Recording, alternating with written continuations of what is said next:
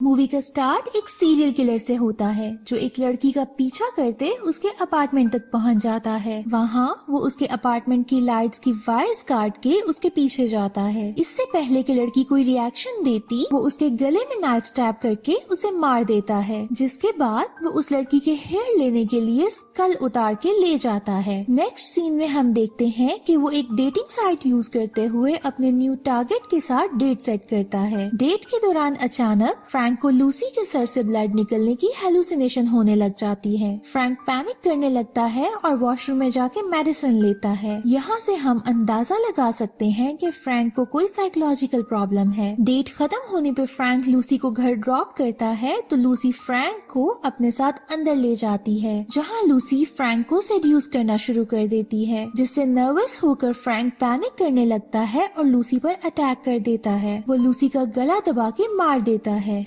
उसका भी स्कल उतार लेता है। घर पहुंच के फ्रैंक लूसी के हेयर एक मैनिकन पे लगाता है, जिसके बाद फ्रैंक अपने चाइल्डहुड की मेमोरी याद करता है जब वो अपनी मदर के हेयर ब्रश कर रहा है। यहाँ मैं आपको बताती चलूं कि फ्रैंक एक स्किज़ोफ्रेनिक पेशेंट है, जिसने अपनी मदर की डेथ के बाद अपना family mannequin restoration business take over कर लिया है। फ्रैंक को बचपन में एक ट्रॉमा मिला था, जिसकी वजह से फ्रैंक की ये हालत है। फ्रैंक की मदर ने उसके फादर की डेथ के बाद प्रोस्टिट्यूशन का काम शुरू कर दिया था। एक दिन फ्रैंक कबर्ड में छुपा हुआ था। ये जानते हुए भी उसकी मदर ने कुछ लोगों के साथ उसके सामने मेकआउट किया, जिसके बाद से वो अपनी मदर से नफरत करने लगा। यही वजह है कि अब वो लड़कियों को मर्डर करके उनके हेयर को मैनिकन पे लगाकर ब्रश करता है, जिससे उसकी अपनी मदर के साथ प्लेजेंट मेमोरी फ्रेश रहती है। एक दिन अपनी शॉप के बाहर फ्रैंक एक फोटोग्राफर एना से मिलता है, जो शॉप के बाहर पड़ी मैनिकन्स की पिक्चर्स ले रही होती है। फ्रैंक उसको शॉप में इनवाइट करता है। दोनों के दरमियान दोस्ती हो जाती है और फ्रैंक एना की आर्ट एग्जीबिशन के लिए अपनी मैनिकन्स देने को तैयार हो जाता है। एना के जाने के बाद फ्रैंक अपने एग्रेसिव बिहेवियर को कंट्रोल करने के लिए मेडिकेशन तो ले रहा होता है, मगर कंट्रोल ना करने पर अपने नेक्स्ट टारगेट को ढूंढने निकल जाता है, जहाँ उसे एक डांसर नजर आती है और फ्रैंक उसका पीछा शुरू कर देता है। लड़की फ्रैंक को अपना पीछा करता देख ट्रेन से उतर जाती है, मगर वो इस हद तक पागल हो चुका होता है कि उसकी जान नहीं छोड़ता। भागते हुए वो लड़की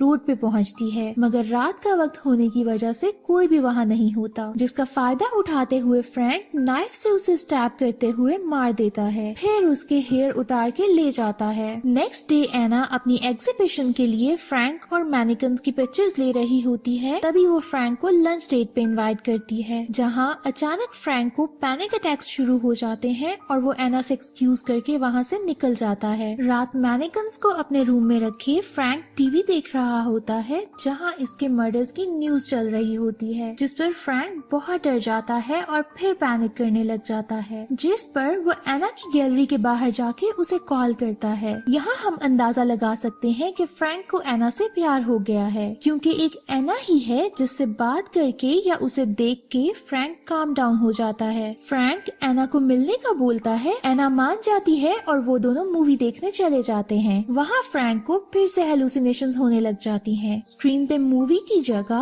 उसे अपने मर्डर्स के सीन नजर आने लग जाते हैं, मगर अपनी इनसिक्योरिटीज को ओवरकम करते हुए फ्रैंक एना के साथ ही बैठा रहता है और मूवी कंप्लीट करता है। मूवी देख के जब ये दोनों थिएटर से बाहर आते हैं तो एना को उसके बॉयफ्रेंड की कॉल आती है, जो उसे बार पे बुलाता है। एना फ्रैंक को भी अपने साथ चलने का कहती है, मगर ये सुन के कि एना का बॉयफ्रेंड है, फ्रैंक डिसअपॉइंट हो जाता है और एना को बाय बोल के वहाँ से निकल जाता है। एना की कैब जाने पर फ्रैंक खाली रोड्स पे निकल जाता है। फ्रैंक पैनिक कर रहा होता है, तभी उसे पास्ट याद आता है, जहाँ उसकी मदर रोड पे मेकआउट करते हुए फ्रैंक को डांट के कार में जाने को कहती है। छोटा डरा हुआ फ्रैंक बेबसी के आलम में कार की तरफ बढ़ जाता है। नेक्स्ट डे फ्रैंक एना की एग्जीबिशन पे पहुँच जाता है, जहाँ वो एना को अपने बॉयफ्रेंड के साथ रोमांस करते देखता है, मगर तभी एना उसे देख लेती है और उसकी तरफ बढ़ती है। एना फ्रैंक को बताती है कि एग्जीबिशन बहुत हिट गई है और स्टूडियो वाले उससे बहुत खुश हैं। फ्रैंक एना के बॉयफ्रेंड को फॉलो करते वॉशरूम जाता है, जहां एना का बॉयफ्रेंड उसे बताता है कि एना को गे लड़कों के साथ हैंग आउट करने का बहुत शौक है। यही वजह है कि उसे फिक्र नहीं होती कि एना उस पर चीट करेगी। एना का बॉयफ्रेंड फ्रैंक को भी गे ही समझ रहा होता है। जब फ्रैंक उसे बताता है कि वो गे नहीं है,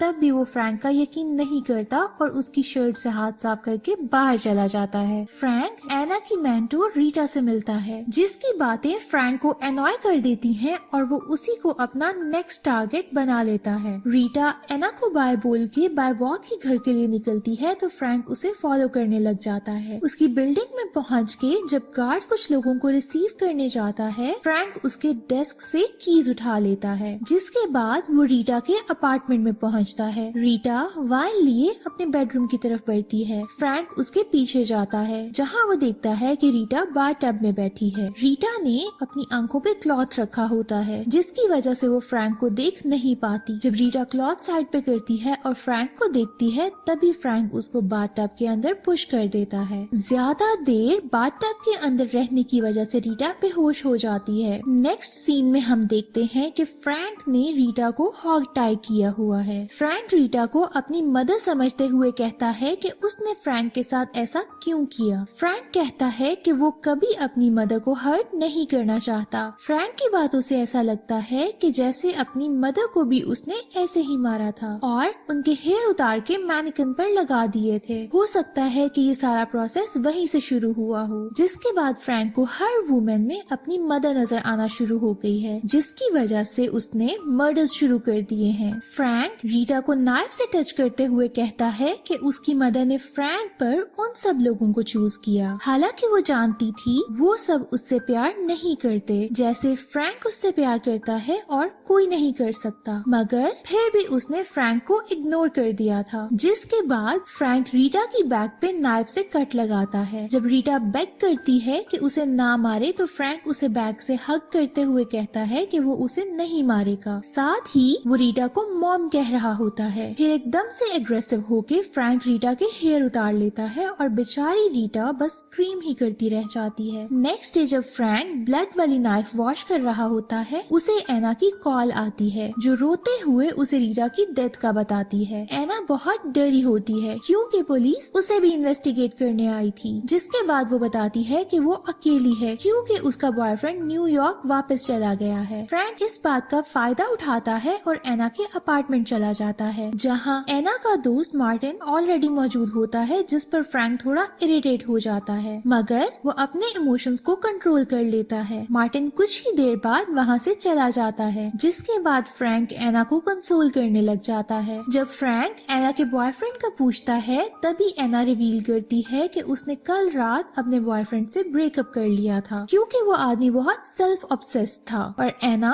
मजीद उसका बिहेवियर टॉलरेट नहीं कर सकती। फ्रैंक एना को समझा रहा होता है कि रीटा की डेथ में उसकी कोई गलती नहीं। तभी बातों बातों में वो एना को क्लू दे देता है कि उसने रीटा का मर्डर किया है, जिस पर एना सस्पिशियस हो जाती है। एना मेन डोर की तरफ बढ़ती है, मगर फ्रैंक उससे पहले वहाँ पहुँच के उसका रास्ता रोक देता है। जिसके बाद एना फ्रैंक को जाने का बोलती है, मगर वो एना को काम डाउन करने में लगा रहता है। एना किचन में जाके नाइफ पकड़ लेती है। एना फ्रैंक पे नाइफ से अटैक करती है, जिसके बाद फ्रैंक उसे टेबल पे फेंकता है। फ्रैंक एना को घसीटते हुए आगे की तरफ ले जा रहा होता है कि एना उसे गिराकर नाइफ पकड़ लेती है, जिसके बाद वो फ्रैंक के हाथ पे नाइफ मार के अपने रूम में छुप जाती है। उतनी देर में मार्टिन एना की आवाजें सुन के वहाँ आ जाता है। फ्रैंक मीट लीवर पकड़ के मार्टिन के मुंह पे मारता है, जिसके बाद वो फिर एना को डोर अनलॉक करने के लिए कन्विंस कर रहा होता है। तभी मार्टिन पीछे से फ्रैंक पर अटैक कर देता है। फ्रैंक मार्टिन को पुश कर रहा होता है और वो वॉल तोड़ते हुए बाथरूम में गिर जाता है। फ्रैंक एना को बेहोश कर देता है, फिर अपनी कार में अपने साथ ले जाता है। घर पहुंच के जब वो एना को कार से निकालने लगता है तो एना रीबार के पीस के साथ उसके स्टमक में स्टैब करती है, जिसके बाद वो वहाँ से भाग निकलती है। रास्ते में एक कार नजर आने पर एना उससे लिफ्ट ले लेती है। ड्राइवर फ्रैंक से डर के उसे कार से हिट करके आगे बढ़ता है, पर कार का बैलेंस खराब हो जाता है और कार आगे दीवार से जा लगती है। फ्रैंक बहुत मुश्किल से उठ के कार तक पहुँचता है, जहाँ जहाँ वो एना को जख्मी हालत में पाता है।